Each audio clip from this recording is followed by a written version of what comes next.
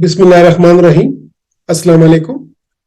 मैं हूं डॉक्टर जावेद इकबाल फारूकी और आप मेरे यूट्यूब चैनल देख रहे हैं हेल्थ एंड पर्सनल डेवलपमेंट।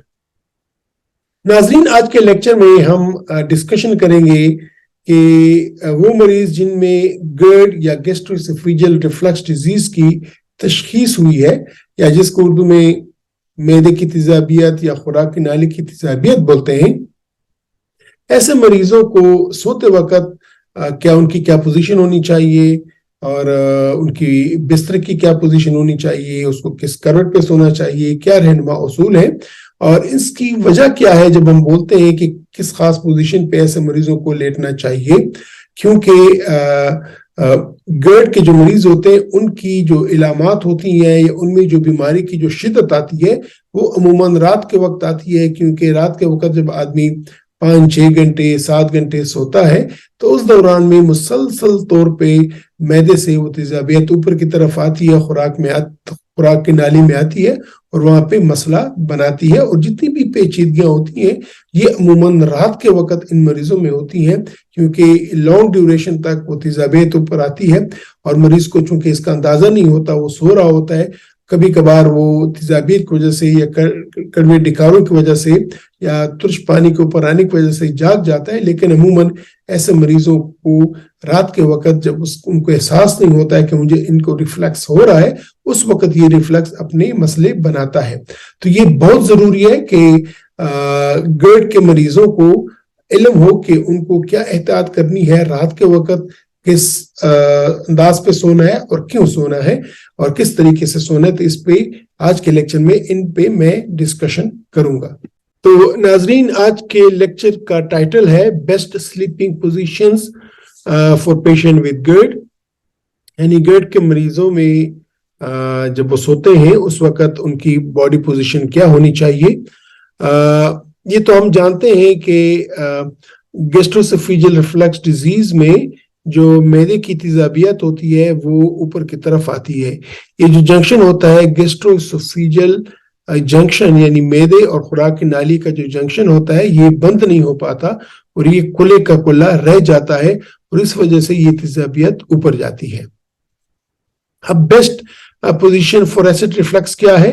एक तो ये है कि आप अपने ये जो आपका बिस्तरा है ये उसका हेड एंड है, उसके पांव की तरफ के पाए हैं, ये सर की तरफ के पाए हैं, तो ये आपका जो बॉडी का जो ऊपर का हिस्सा है, यानी यहाँ से ऊपर का जो हिस्सा है ये जरा ऊपर की तरफ टिल्टेड होना चाहिए। यानी ये एलिवेट करें अपर बॉडी को विद अ वेस्ट बेलो, यानी आपका जो सिरहाना होता है वो एक वेज की तरह होना चाहिए।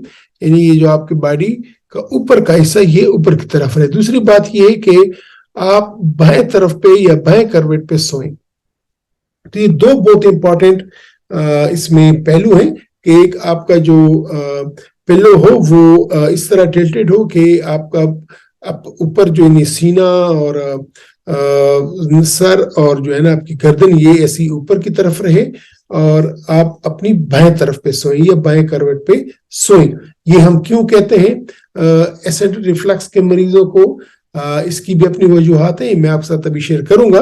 लेकिन ये दो बड़ी चीजें हैं कि आपने आपका सर या ऊपर का जो आपके बॉडी चेस्ट और हेड एंड नेक ये ऊपर होनी चाहिए और आपको बाएं करवट पे सोना चाहिए।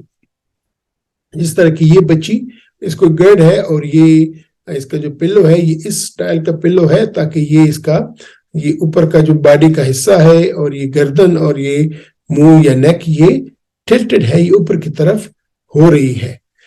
और ये आपके जो बिस्तर के जो सर के पाए हैं वो कम से कम 6 से 8 इंचेस वो ऊपर होनी चाहिए। जिस तरह के मैंने कहा कि ये या तो ये पिल्ला ऐसा करें या दूसरा तरीका ये है कि आपके जो सर के तरफ जो पाए हैं वो 6 से 8 इंच ये लंबे हों या आप उनके नीचे कोई चीज रखें, ईंट वगैरह रखें ताकि ऊपर होंगे तो फिर वो आपको रिफ्लेक्स नहीं होगा।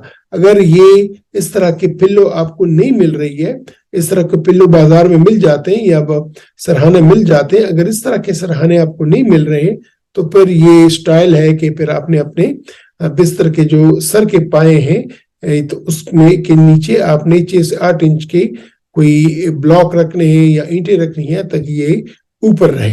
अब मैं क्यों कहता हूं कि ऊपर रहे, इसके भी मैं आपको रीजन बताता हूं, लेकिन फिर समझ जाने के लिए कि या तो आप वेज पिलो रखेंगे, पाए एक बराबर वेज पिलो रखेंगे, या फिर आपने इधर 6 से 8 इंच या 8 से 10 इंच का आपने ब्लॉक रखने हैं ताकि आपके बॉडी का जो ऊपर वाला हिस्सा ये ऊपर की तरफ रहे।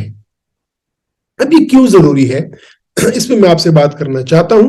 देखिए ये मैं आपको मिसाल दे रहा हूं, ये एक बोतल है, पानी की बोतल है, आधी भरी हुई है तो और आधी खाली है। आप ये समझ लें कि ये मैदा है और ये जो है ना ऊपर खुराक की नाली है, ठीक है। तो अब ये समझ लें ये जब ऊपर की तरफ बोतल खड़ी हम इसको सीधा रखते हैं तो नीचे के हाफ में पानी होता है और ऊपर का हाफ खाली है। अब अगर ये पूरी तरह हम इसको लिटा देंगे तो होगा क्या कि ये जो पानी है ये ऊपर की तरफ आएगा और वो बाहर भी निकल जाएगा, ठीक है।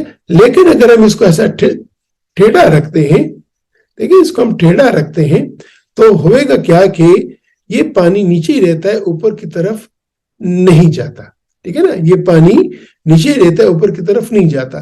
तो गैस्ट्रोएसोफेजियल रिफ्लक्स डिजीज के मरीजों में मैं आपको पहले बता चुका हूं कि उनके खुराक की नाली और मैदे के दरमियान जो जंक्शन होता है वो बंद नहीं हो पाता।